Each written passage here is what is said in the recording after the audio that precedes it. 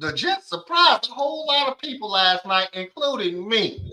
Now, we see on the screen a phenomenal one-handed catch by Garrett Wilson, who is on my fantasy team and got me 30 points last night. So thank you, good sir.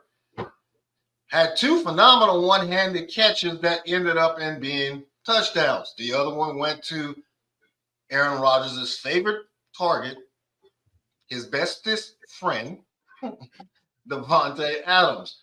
Not his Has best. the Jets shown you something, Griff, in last night's game that could give the Jets fans a glimmer of hope that they can actually make some noise in the second half of the season? Or is it that they went up against a team in Houston that, I don't know, we got some things going on the injury report that is causing us not to be as effective as we want to be? What kind of game was this? I think what you just said, the latter part, man. And I ain't trying to make no excuses for a team because every team got injuries, and that's just a part of the game. But it definitely shows CJ looked out of sync, not having Diggs and not having Nico Collins there. Uh, Mixon had a good game, man. I think he had a great game plan. I think they should have kept the ball in his hands a little bit longer. But CJ was under the duress a lot last night. The offensive line wasn't protecting him. And then we always said that Houston secondary, if they had one area that they was weak in, it's their secondary. And so their secondary got exposed last night by two great receivers. So I ain't saying that means that the Jets is about to come up and take over the AFC. I just feel like they caught the Houston Texans at the right time. Yeah, no, I agree with you 100%. They did catch the Houston Texans at the right time with the injury to Collins, with the injury to Stephon Diggs, and Tank Dell now becoming option number one in the passing game. C.J. Stroud still, I won't say looking like he's having a sophomore slump, but he's not having the type of games that he had last year. You mentioned the run game. You say the run game, or you make mention of the run game every single episode. And Mixon was having a very good game, and I would have fed him a little more to control that clock some.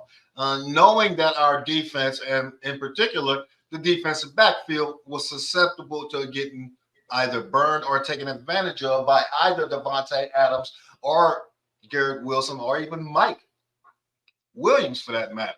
But,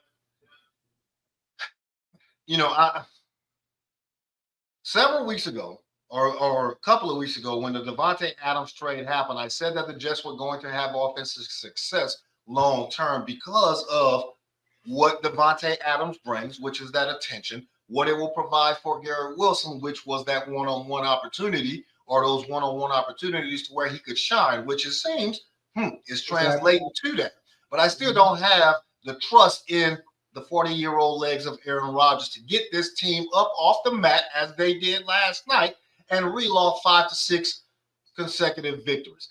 Looking at their schedule, they have a 50-50 shot to win each and every one of those games, with the exception of maybe the Buffalo game that is coming up later on in the season. But I don't trust Aaron Rodgers enough. The defense is good, like we mentioned every week, but at the same time, the defense is unreliable. They can hold a good team like they did last night to 14 points, depending on how that team is coming into that game, or they could give up 40 points. Right? It's not like the New England Patriots or the standard bearer for offensive efficiency in 2024. Look what they did to them last week. And I got it. This is a divisional rival. They know you better and all that other good stuff. But at the same time, these are still the Jets that we're talking about. So until they can show it, this will be the last time. I know I said it on Tuesday, but they were the opening act this week, so they had to grace the screen.